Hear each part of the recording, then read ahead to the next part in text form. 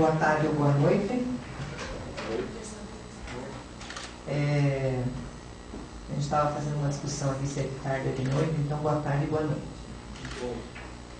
Meu nome é Célia, sou psicóloga, coordenadora técnica de políticas públicas e eventos aqui do Conselho. E iniciamos mais uma quarta-feira no CRP, evento que iniciou em 1998 e desde 2010 temos também a versão online. Portanto, quem está nos acompanhando na rede de computadores pode participar, seja enviando seu comentário, pergunta por e-mail, ou mesmo fazendo alguma ligação, se preferirem que a voz venha a público. A gente pode trazer um telefone sem fio aqui para a pessoa fazer a pergunta diretamente. Telefone do Conselho, 41 30 13 5766. Então, para a noite de hoje, nós vamos abordar urgência e emergência em saúde mental, contando com a colaboração do médico psiquiatra André Astete da Silva, que é graduado pela Universidade Federal do Paraná, especializado pelo Instituto de Psiquiatria do Hospital de Clínicas da Faculdade de Medicina da Universidade de São Paulo, membro do grupo de supervisores da Residência Médica de Psiquiatria da Secretaria de Saúde de São José dos Pinhais, coordenador do programa de ansiedade e transtornos do humor e da disciplina de interconsulta psiquiátrica da mesma residência de psiquiatria de São José dos Pinhais. E com o psicólogo Marcos Vinícius Bruniari, que possui graduação em psicologia pela Universidade Federal do Paraná, mestrado em psicologia pela mesma universidade e é doutorando do Instituto de Psicologia da USP, do qual é bolsista pelo CAPES. O doutorado dele é no Departamento de Psicologia Clínica, tem experiência na área de psicologia, com ênfase em psicanálise e psicologia hospitalar, atuando principalmente nos seguintes temas: psicanálise, melancolia e suicídio. Então, nós combinamos aqui para essa mesa redonda de hoje, o psicólogo Marcos inicia a sua apresentação, seguido pelo doutor André. Após as apresentações, a gente abre para perguntas, comentários, enfim, para o nosso debate. Seja para o pessoal online, obviamente, quem está online pode ir mandando suas questões no decorrer da palestra e a gente reúne as questões para trazer para o plenário aqui depois. Então, com a palavra, Marcos. E aí, nós vamos pedir para o doutor André vir para cá, assistir com a gente, para facilitar a filmagem da tela e depois a gente inverte. Ok? Agradeço a Célia pelo convite, fico lisonjeado com a possibilidade de vir aqui hoje, falar sobre esse assunto que a mim é tão caro, e fico muito feliz em saber que o CRP se preocupa com isso. Acho bastante interessante, é uma área muito importante e que precisa de muita atenção, principalmente aqui em Curitiba. Então, venho falar de um contexto curitibano, a princípio. Tá? Então, encarem mais ou menos o que eu falo em relação à questão pública como relativa de Curitiba. Tá bem? Bom, fiquei pensando em como fazer isso, de que maneira falar sobre isso para vocês aqui hoje. Existem várias possibilidades de se abordar esse assunto, várias entradas nesse assunto. Só o fato de pensar em falar sobre ele já faz pensar por onde começar. Então eu decidi falar sobre uma via que eu acho que precisa ser melhor explorada por nós aqui. Normalmente as pessoas, vocês já devem ter ouvido alguém falando, enfim, muitas pessoas dizem que o psicólogo não tem muito o que fazer numa situação de urgência e de emergência, um serviço de urgência e de emergência. É muito comum as pessoas dizerem isso. Por vários motivos, essas pessoas alegam isso, dizendo que é um lugar muito complicado, é um ambiente muito hostil para um psicólogo. O psicólogo precisa de tempo, o psicólogo interviria em situações em que outros profissionais estariam intervindo. Então, é um ambiente muito complicado. Não daria para um psicólogo trabalhar nesse ambiente. Então, eu vim justamente criticar isso, dizer que as coisas não funcionam bem assim, que é possível um trabalho nesse ambiente, nesse tipo de serviço, e muito mais do que isso, é possível mais de uma forma de trabalho. O que eu proponho aqui hoje é um viés clínico, trata-se de uma inserção clínica no âmbito da saúde. Existem outras possibilidades, existem outras maneiras do psicólogo atuar no serviço de urgência e de emergência. Eu escolhi este porque isso diz respeito à minha prática, isso diz respeito ao que eu faço. Então, outras pessoas poderiam falar de outras vias, eu decidi falar sobre essa. Espero que isso colabore de alguma maneira para vocês. Bom, é um tema bastante complexo e que demanda atenção e seriedade. É possível abordá-lo por vários vieses. Em uma cidade como Curitiba, seria possível falar sobre como isso foi implantado em Curitiba, o histórico, a sua forma de aplicação, a sua forma de eficácia. Mas depois de muito pensar, optei por abordar a prática do psicólogo em diferentes serviços de atenção às urgências e emergências, dando um enfoque ao Centro de Urgência e Emergência Médica Geral, que seria o pronto-socorro e o pronto-atendimento. E todos os equipamentos de saúde que têm a prontidão como ferramenta de trabalho. Pensei em falar sobre a prática do psicólogo, tendo em vista um posicionamento contra esse tipo de declaração de que o psicólogo nada poderia num serviço desse tipo, né? Tanto me coloco contra essa asserção que venho aqui hoje para falar sobre apenas uma, como eu havia explicado. Trata-se de uma inserção, de uma intersecção entre a psicologia clínica e a psicologia da saúde, sem que uma se confunda ou substitua a outra. Tá? Contudo, dadas as limitações que nos cercam nessa noite, principalmente a do tempo, optei por ser pontual e um pouco e não tão amplo em minhas considerações. Vou abordar alguns pontos, aprofundar algumas questões sobre a inserção e sobre a prática. Eu já estou no primeiro ainda, né?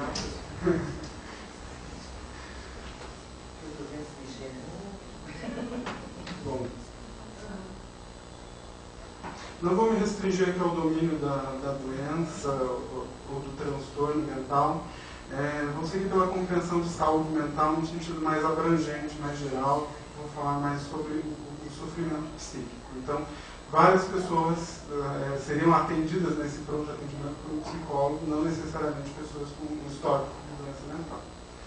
Quero falar sobre a inserção e a prática nesse ambiente como uma presença fundamental e a partir de agora indispensável.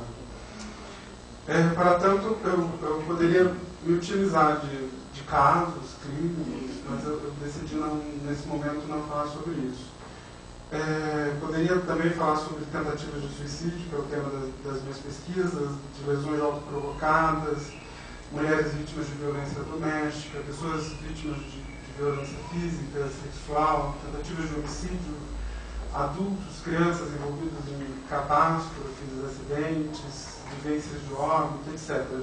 Todas essas ocasiões, elas mostram-se muito profícuas para um psicólogo. Assim, eu defendo que o serviço de urgência e de emergência é um lugar privilegiado para um psicólogo, principalmente para um psicólogo clínico. Tá? E para falar sobre esse tema que escolhi, mas ao final eu vou utilizar a situação de pessoas com necessidades de saúde decorrentes do uso de crack, tá bem? Essas pessoas frequentemente estão nos serviços de urgência e emergência por razões muito variadas, né? Normalmente elas são vítimas de atropelamento, de tentativas de homicídio, de violência física, sexual, tentativas de suicídio, abuso de substância e outras razões. Farei menção não aos casos, mas à especificidade que se abre para o psicólogo clínico nessas situações e as implicações sociais disso, tá bem? Bom, dos diversos exemplos que eu poderia utilizar, dos diversos tipos de atendimento que o psicólogo recebe num pronto-socorro, num serviço de urgência e emergência. Eu vou optar por falar sobre os usuários de crack, por conta da implicação social que esse tipo de atendimento acarreta. Bom, o contexto. Vou falar um pouco sobre os serviços de urgência no Brasil. Em um primeiro momento, a legislação do SUS ela não trata especificamente das urgências. Ela definiu como competência de cada esfera do governo, delegando aos gestores e aos responsáveis, respectivos conselhos de saúde, a autonomia para a aplicação de medidas estratégicas e visando a implementação e a implantação dos tipos de serviços de urgência. Tal processo teve como base de sustentação as diretrizes de universalidade, de igualdade e integridade de acesso. São diretrizes. O serviço de urgência e emergência tem um funcionamento de 24 horas e prestam atenção de forma geral. O paciente pode vir do domicílio, pode vir da via pública, pode vir da unidade básica de saúde, de outros equipamentos de saúde da rede, ser trazido pelo atendimento pré-hospitalar móvel, o SAMU 192, pelas centrais de regulação médica, etc. Durante as 24 horas, o serviço de urgência e emergência acolhe essas demandas, realiza uma triagem classificatória do risco e estabiliza casos graves e faz interface com esses outros equipamentos de saúde e demais unidades hospitalares, integrando assim uma rede. Né?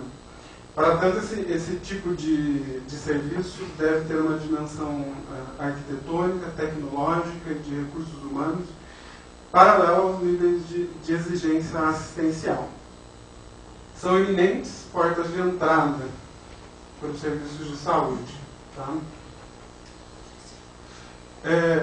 A sua superlotação gera uma série de discussões em torno da eficácia desse equipamento, da ética dos profissionais e da concepção dos usuários acerca da definição do que é um serviço de urgência, o que é uma urgência.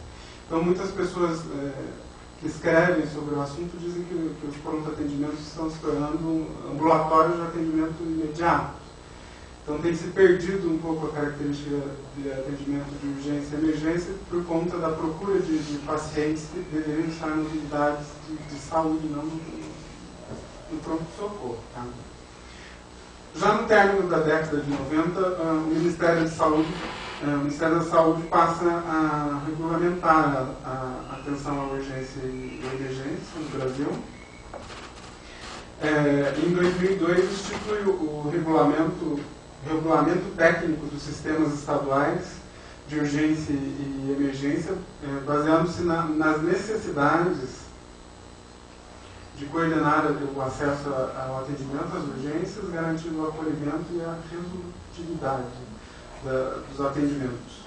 Então, atende-se desde baixas e médias complexidades e estabiliza-se as grandes complexidades e adequa o encaminhamento dentro do próprio SUS mesmo, para esses pacientes, sejam eles graves ou não. Atualmente, os serviços de urgência e emergência reúnem os pontos, muitas das fragilidades do SUS. Um exemplo seria o de inclusão de recursos para o acolhimento dessas pessoas que procuram esses serviços, e algo que nos interessa bastante são as metas de humanização, que dentro de serviços de urgência e emergência parecem se tornar coisas isoladas, práticas deslocadas do âmbito do contexto todo.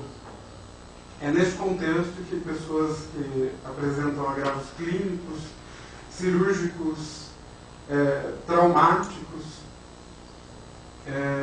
e psiquiátricos chegam a esses pontos de referência socialmente estabelecidos, seja por uma demanda espontânea pela própria pessoa ou por uma demanda referenciada, trazida por alguém.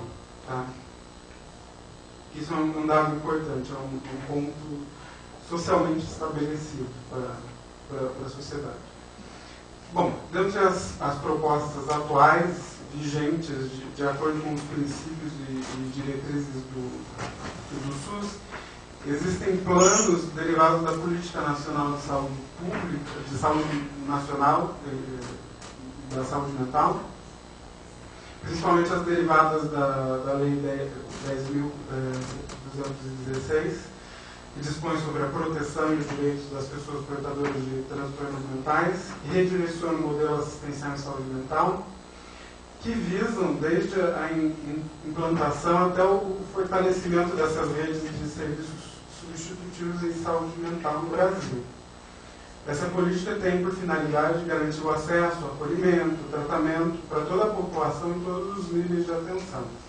Então, desde essas diretrizes, o trabalho de emergência, de acolhimento de emergências e urgências, em saúde mental, ele se espalha um pouco pela rede, seja pela equipe de saúde mental da atenção básica, seja pela equipe do CAPS, seja pela equipe do pronto-socorro. Isso se espalha um pouco nos equipamentos de saúde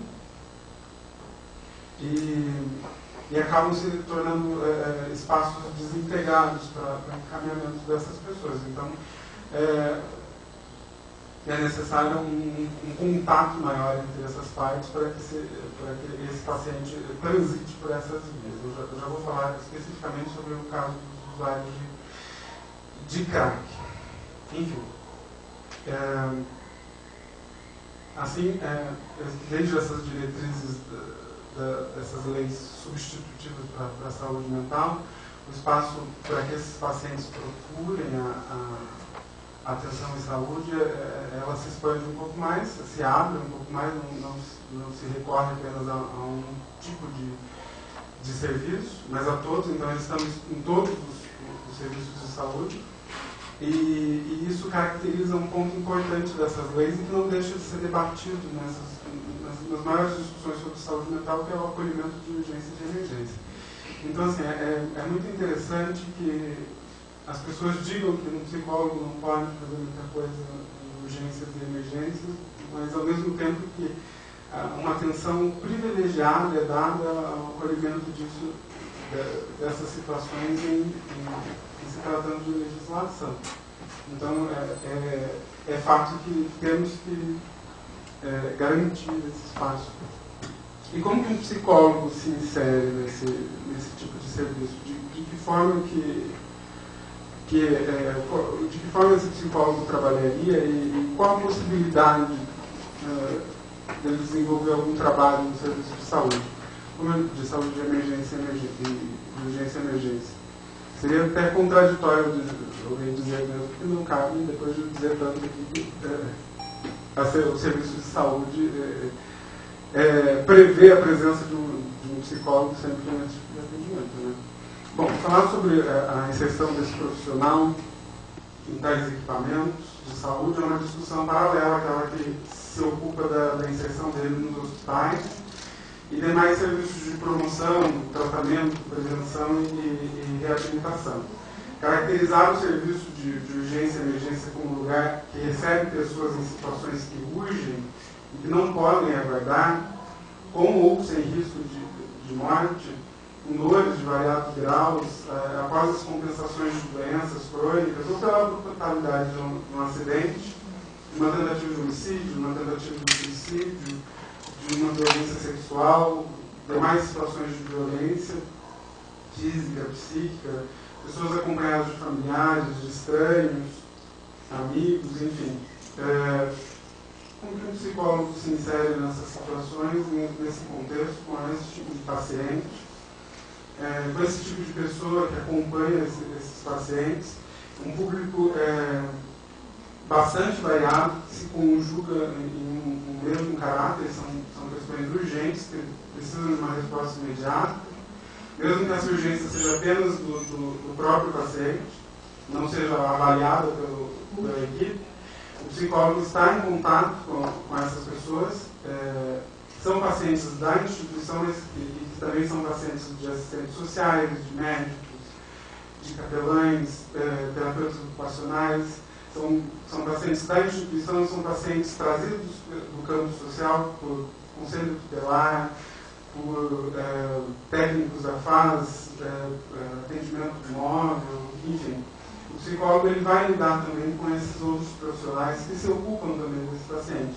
Então, é muito interessante falar sobre uma proposta clínica para esse tipo de contexto, sabendo que o clínico vai ter que lidar com outros profissionais. Isso é uma grande dificuldade para algumas pessoas que entendem a clínica como algo muito restrito.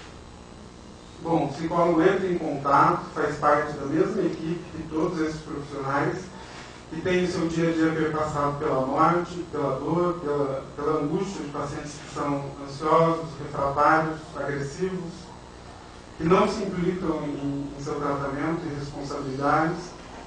Isso em jornadas de trabalho que duram horas, até dias, em um local de trabalho que se verificam limitações técnicas, materiais, administrativas, etc. É um ambiente realmente muito hostil. As pessoas que dizem que um psicólogo não tem muito o que fazer nesses lugares têm um pouco de razão por reconhecerem uma dificuldade nesse lugar. É muito complicado lidar no dia a dia com outros profissionais, com situações extremas, mas existe muito que pode ser feito, e a clínica é uma delas. Então, o que eu proponho aqui hoje para falar com vocês, inserido nesse contexto, é o que eu chamo de, eu e outros autores, a clínica da urgência subjetiva. É um dispositivo clínico institucional, chamado clínica da urgência subjetiva, que é orientado por um aborto psicanalítico. Várias instituições do Brasil, da Argentina, da Europa, adotam esse formato de acolhimento de pessoas em situações de crise. São levadas às instituições desde derivadas demandas, com o pedido de acolhimento emergencial no sofrimento psíquico. Então, o dispositivo, inicialmente, se ocupa de extrair, pela via de uma escuta diferenciada, aquilo que permanece em estado de intensa confusão e esmagamento subjetivo. Ou, em alguns casos, que se modula como um ato, com subtração de palavras, por exemplo, as tentativas de suicídio. Esse dispositivo aposta na palavra, como eu digo ali, que deriva de um sujeito comprometido em seu sofrimento e padecimento. Marca-se um antes e um depois dessa ruptura expressiva pela vivência e o contato com algo que é insuportável, que é difícil de lidar. Então, essa clínica aponta para uma ruptura que está num tempo de compreensão, que é diferente do tempo da urgência. O psicólogo que aborda isso dessa forma, ele aborda não pela via da urgência, mas pela via da pausa. Então, é um momento em que essa pessoa é levada a compreender algo sobre aquilo que acontece. Abre-se um espaço para que se crie uma forma de se haver com esse insuportável, e essa é uma forma singular. Então, isso preza a singularidade. Bom, é por meio da oportunidade de uma singularização que a urgência adquire o caráter de subjetiva. Mas o clínico não deve se esquecer de que a demanda dessa urgência, em primeiro momento, é tanto da instituição quanto da sociedade. Isso tem ressonâncias no trabalho do clínico e exige que ele se posicione, seja dentro da instituição, seja em relação à sociedade. O posicionamento do clínico diante da instituição é fundamental para que o trabalho dele exista e seja reconhecido dentro da instituição e se diferencie dos cuidados dirigidos à doença encerrada em si mesmo. Então, por exemplo, um psicólogo ele pode ser chamado para atender é muito comum dizer assim, tem uma FAF, referimento por arma de fogo. Então, a FAF ela é atendida por todos os profissionais de uma maneira similar. Existem técnicas para se atender FAF, por exemplo, em membros, em tórax. O psicólogo é chamado para atender uma FAF, mas a FAF deriva. Ela pode ser uma tentativa de suicídio, ela pode ser uma tentativa de homicídio. E esse contexto em que acontece esse tipo de coisa abre, expande um pouco o trabalho do psicólogo, que vai se ocupar disso também. Ele não vai se ocupar do ferimento em si, ele vai se ocupar de muito mais. Bom, o clínico ele desdobra o acontecimento vinculado a esse adoecimento ou ao traumatismo orgânico, físico. Ele desdobra isso em uma experiência, que requer produção de saber por parte do sujeito. Então, ao acontecimento, a função do clínico será desdobrar isso em uma vivência, em uma experiência. Esse deixa de ser um objeto, o paciente deixa de ser um objeto nos moldes de um discurso totalizante da instituição e passa a se envolver em seu processo de adoecimento e de hospitalização. O posicionamento do clínico diante do que eu chamo de demanda social, eu digo aqui, exige ações que transbordam os muros da instituição e que retornam para o social. O psicólogo clínico sempre, como eu disse, esbarra em limitações próprias quando se defronta com esse tipo de exigência, com esse tipo de posicionamento frente à exigência social de cura e de bem-estar. Essa limitação própria pode chegar às raias de uma recusa a esse âmbito. Por exemplo, psicólogos clínicos que lidam de maneira distanciada com a rede. Tá? Isso é um detalhe importante. É nesse contexto que eu trago a questão do crack aqui como um único ponto para ser abordado aqui. Como eu disse antes, poderia trazer outros pontos de igual significância, mas o crack tem um detalhe nisso tudo que eu quero dizer. Enfim. Pertinente a esse assunto, eu trago aqui essa reflexão sobre o atendimento a pessoas com necessidades de saúde em função do uso de crack. É muito comum a entrada dessas pessoas, ou de outros usuários de álcool e outras drogas, por variados motivos nesses atendimentos de urgência e emergência, não necessariamente em função da dependência.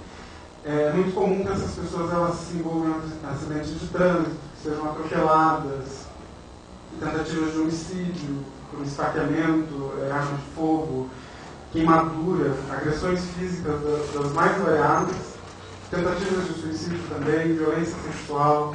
Enfim, é muito comum essas pessoas irem para esse tipo de serviço por outros motivos que não a dependência química. E a presença do psicólogo lá vai fazer uma diferença muito grande.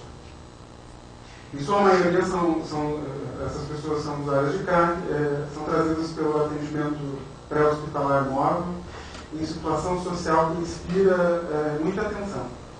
É muito frequente que sejam pessoas em situação de rua. Então, alguns já não possuem mais notícias de suas famílias, outros sabem de suas famílias, mas não possuem mais vínculo. São homens, mulheres de idades variadas que trazem o crack em sua biografia como um personagem protagonista por anos seguidos, muitas vezes. Tá? A abordagem do psicólogo clínico a esses pacientes no serviço de urgência e emergência é fundamental. São pessoas que relatam uma frequência extrema do uso de crack e o convívio em ambientes cercados por violência. Eles falam sobre algo extremo, muitas vezes, por exemplo, eles os levam ao garimpo, que eles chamam os lugares onde eles encontram a pedra ou encontram o resto da lata de outra pessoa que fumou, e chegam em momentos extremos a utilizar o resto que tinha na lata da outra pessoa. Então, usam o resto do resto. Os levam também à prostituição por um valor de dinheiro que permita que eles comprem um pouco mais do produto na sequência. Então, uma sequência ininterrupta, geradora de uma degradação devastadora e mortífera. Eis que, diante desse afluxo, dessa intensidade, dessa sequência toda, alguma vivência impactante causa uma reviravolta. A morte surge como um freio, e a abordagem feita pelo psicólogo nessa situação permite que isso seja significado. Então eu digo que um dos efeitos da apropriação feita por essa pessoa é o pedido de ajuda para que essa interrupção brusca seja um início, um reinício. Então a intervenção do psicólogo neste momento é bastante interessante porque produz este efeito, né, nessas situações. E eu não falo de um pedido raro, e mesmo que fosse, não deixaria de ser importante. Então é um pedido bastante comum. Aí outra coisa, o momento do encaminhamento desse paciente para a rede é um momento do posicionamento desse profissional diante da demanda social. É aquilo que eu falei, existe uma demanda da instituição, existe uma demanda social. O encaminhamento desse paciente se insere dentro de um contexto da demanda social. Não falo de um mero encaminhamento, não é um documento que você manda pedindo para a rede dar conta desse problema. É necessário que o psicólogo se ocupe, junto com a equipe, do andamento e condução do paciente. E aqui existem dificuldades muito sérias, principalmente para o encaminhamento desse paciente com uma demanda urgente para os CAPs da vida, por exemplo. Os atendimentos a esses pacientes envolvem questões muito próprias. Enfim, depende muito se esse paciente se ele tem familiar, se ele não tem, se ele possui vínculo ou não.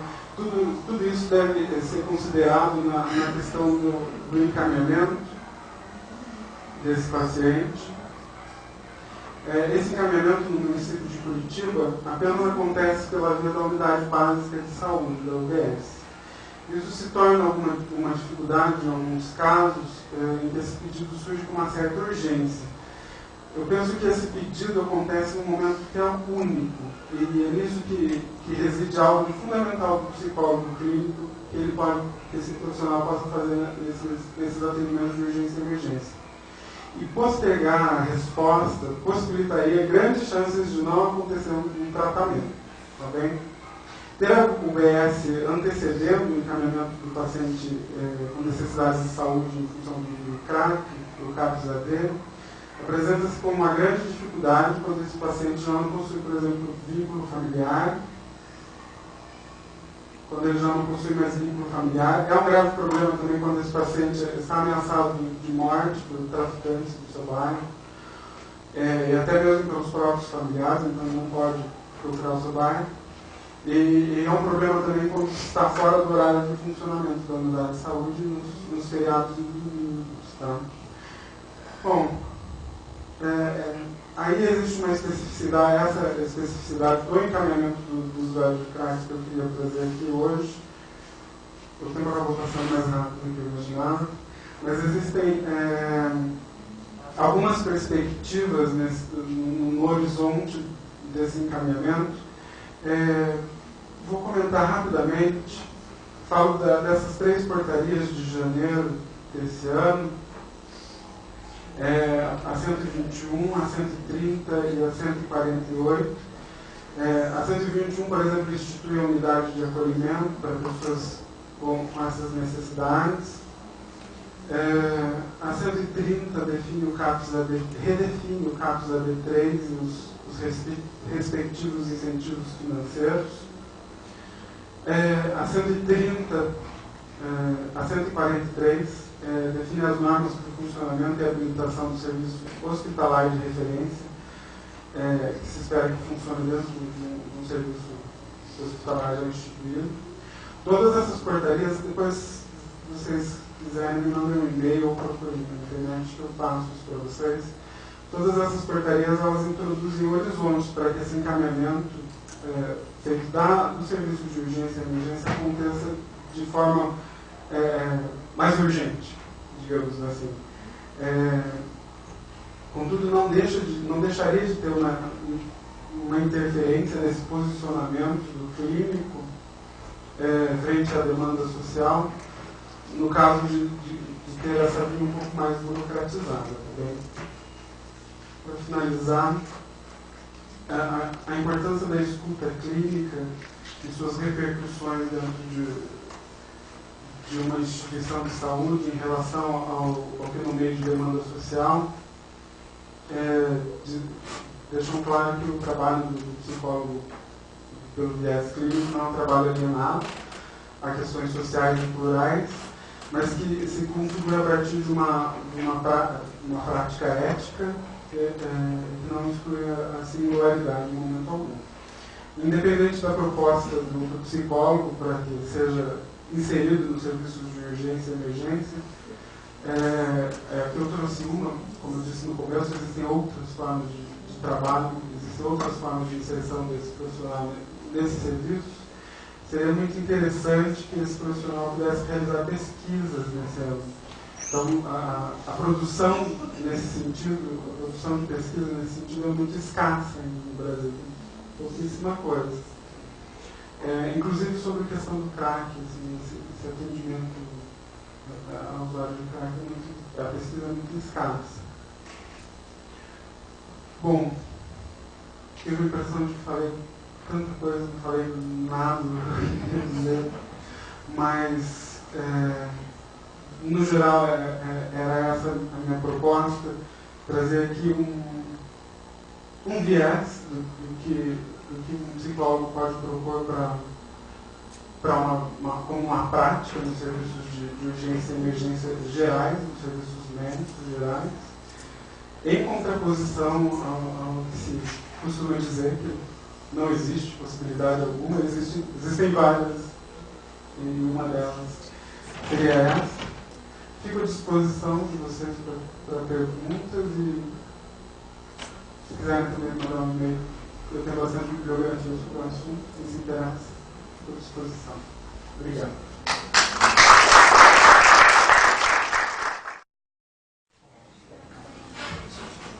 Bom, queria também, com o Marcos, agradecer aqui a oportunidade de estar dirigindo a vocês, também ao público que está nos acompanhando à distância. Depois, ouvindo o Marcos falar, eu pensei que talvez a minha apresentação seja um pouco deslocada, eu deveria, como ter colocado a minha apresentação primeiro, eu não gostaria de tirar o foco das coisas que o Marcos colocou aqui, são muito, muito relevantes, então eu vou ter que puxar para digamos assim, para um outro viés, né, uma outra apresentação, mas eu gostaria muito de retomar, né, a profundidade também, a abrangência das propostas que o Marcos colocou em relação às possibilidades do trabalho do psicólogo em ambiente de urgência. Né? Bom, e vou falar um pouco sobre questões técnicas da definição de urgência e emergência e, como não poderia deixar de ser, sobre o ponto de vista do psiquiatra, que eu acho que onde o interesse é dialogar com a visão dos profissionais do multidisciplinar, estão aqui representados os psicólogos. Né? Então, eu ia começar com o conceito. Né? Então, quando nós estamos falando de urgência e emergência psiquiátrica, a gente está falando de algo que, por exemplo, pode não abranger o que o Marcos colocou, da chegada do paciente dependente de crack buscando auxílio, né, em uma estrutura de saúde. Né. Uma doença como dependência à cocaína grave, na forma do crack, por exemplo, não necessariamente é uma urgência, né, e há uma diferença entre urgência e emergência. Vamos dar um exemplo. Se você tem 3 obstruções em diferentes artérias no seu coração, né, descendente anterior, circunflexa, ramo da coronária direita, você tem uma doença gravíssima. Você tem possibilidade de, eventualmente, ter uma morte súbita, de uma hora para outra. Você tem possibilidade, realmente a expectativa de vida tua está comprometida e os cardiologistas, os cirurgiões cardíacos vão dizer que você tem uma doença gravíssima, mas não necessariamente você tem uma emergência. Você pode estar na sua casa. Né?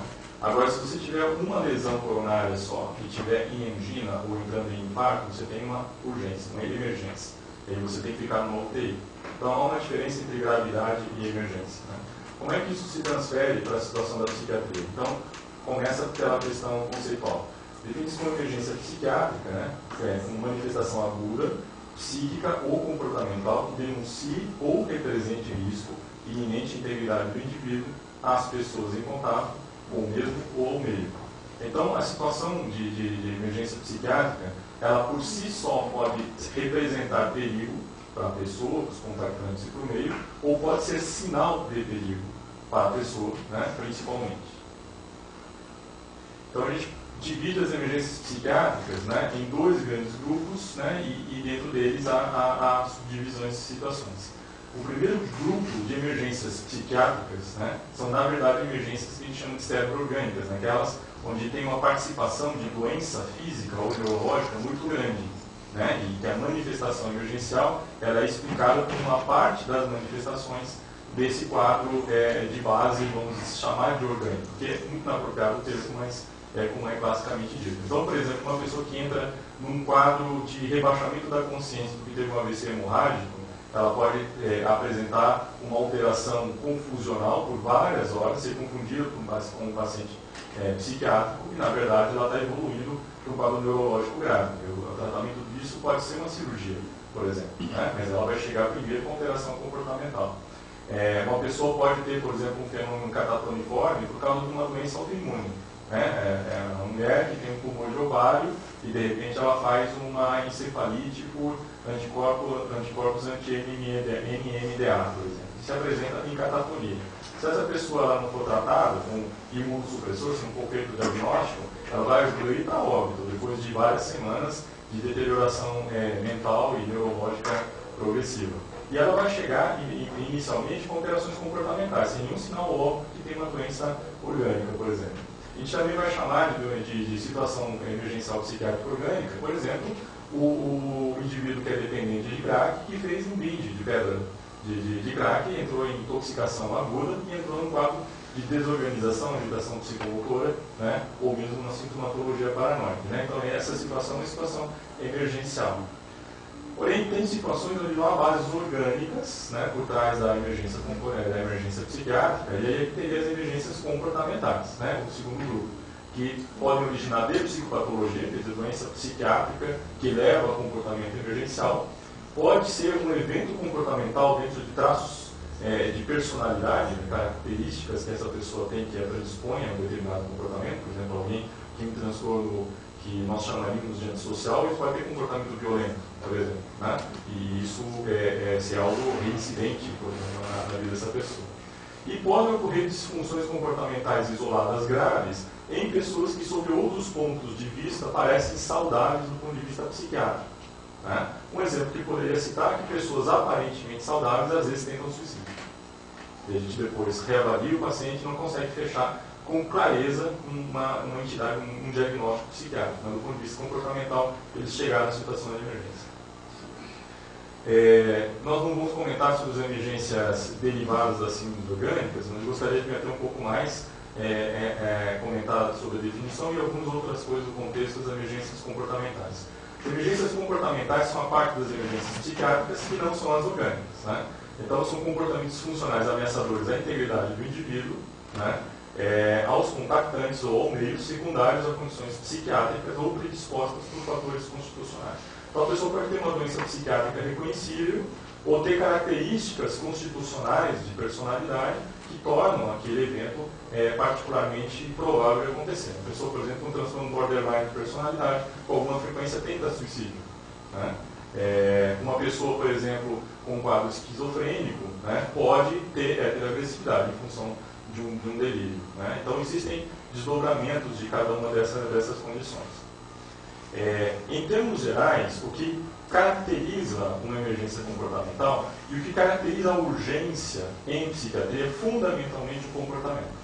Então, o que dá o desfecho em relação à demanda, ela ser emergência, e em que tipo de estrutura, que tipo de complexidade de recurso isso vai ser requerido, tem a ver com o comportamento, não necessariamente com o diagnóstico.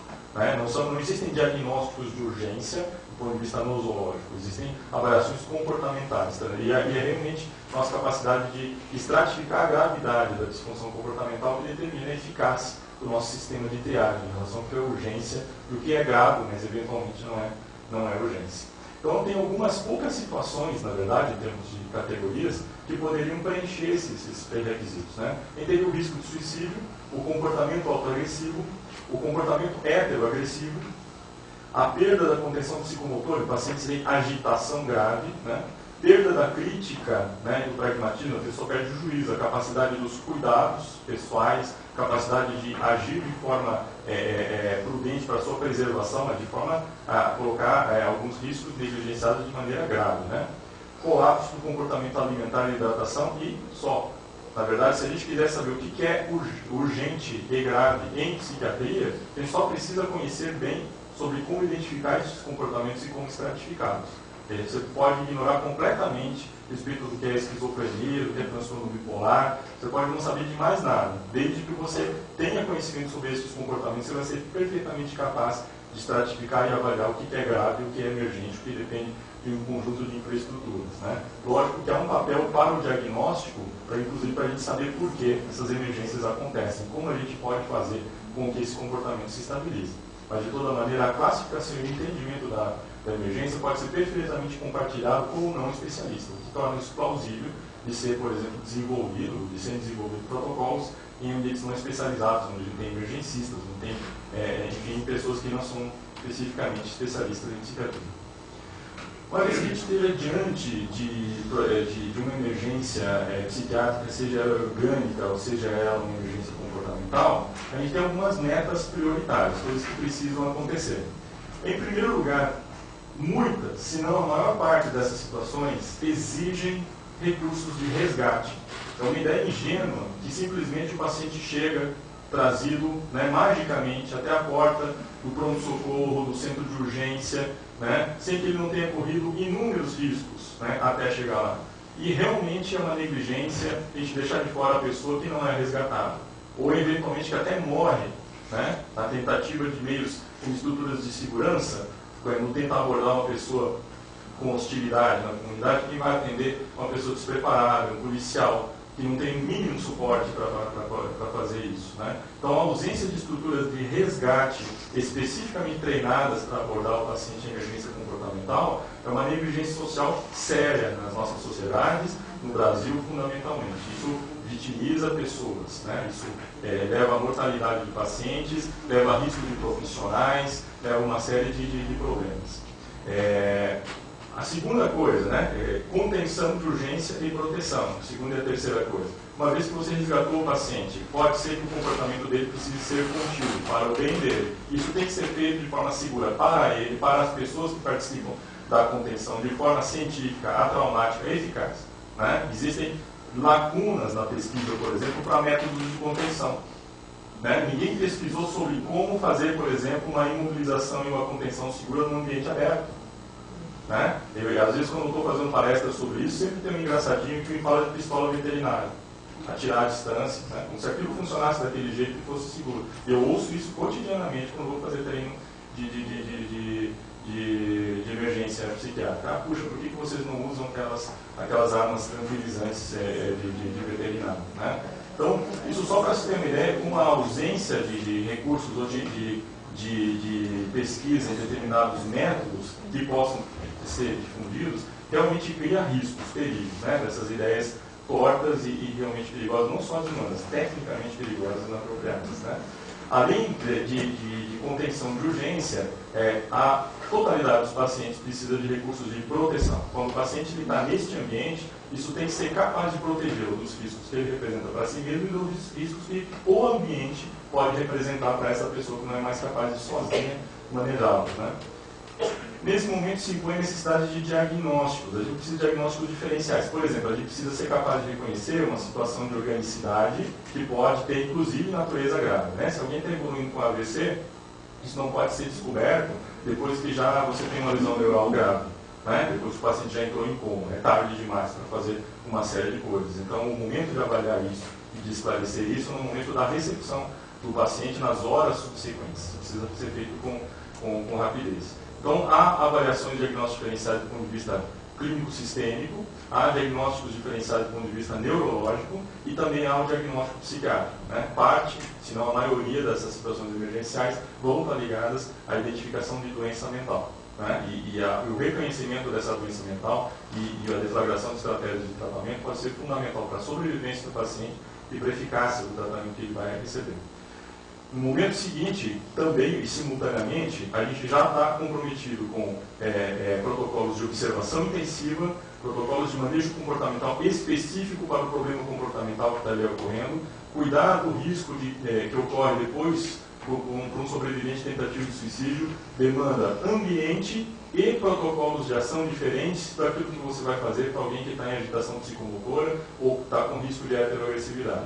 E eu diria que realmente colocar todas essas pessoas no mesmo ambiente é um desrespeito aos pacientes, é uma tendência também a fazer com que os recursos de atenção percam a sua eficácia e faz com que a gente tenha então um conjunto de prejuízos. Enfermarias ou recursos assim que não sejam especializados ou segregados em determinados aspectos uns dos outros, né, podem realmente levar à ineficácia e prejuízo às próprias metas de preservação da saúde e do bem-estar do paciente. Né. Ao mesmo tempo, é o momento também de se começar a implementação de intervenções terapêuticas iniciais e medidas de proteção e preservação sociais pertinentes. Né, quer dizer, não só aquilo que a gente faz com o paciente, mas também as ações que vão ser direcionadas ao meio, seja o familiar, seja também os outros vínculos sociais que vão estar ali ameaçados, estão passando por estresse no momento que esse paciente está vivendo situação de emergência.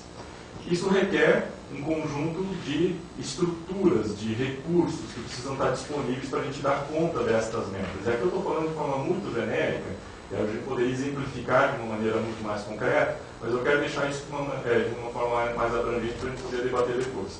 Primeiro, eu já falei antes, eu acho que nós precisaríamos de sistemas de resgate especializado.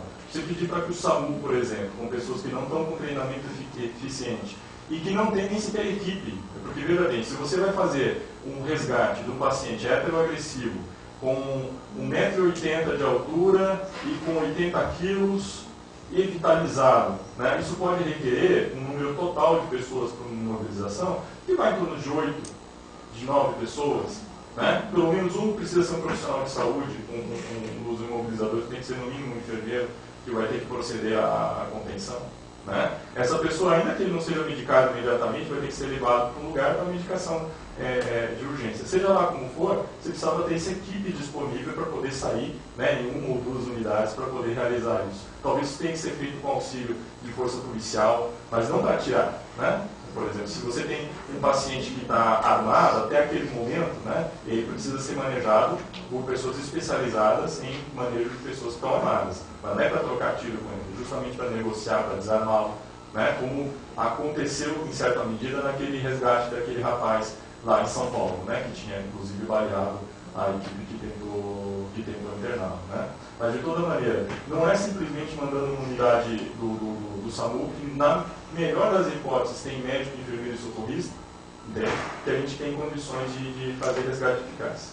Equipe e ambiente de atenção emergencial específicos. Na maior parte das unidades de urgência no Brasil, não há ambiente para recepção de pacientes com emergência comportamental. Eles precisam de um ambiente humanizado, eles precisam de um ambiente seguro, eles precisam de um ambiente onde haja, inclusive, infraestrutura para ajudar com que os profissionais de enfermagem, que dão o suporte comportamental básico, consigam executar suas funções de forma eficiente. Né? Então, isso, se realmente se quer abolir a referência ao hospital psiquiátrico como o ponto de entrada da atenção para a emergência, a gente precisa criar um ambiente psiquiátrico para atender os pacientes nas unidades de saúde.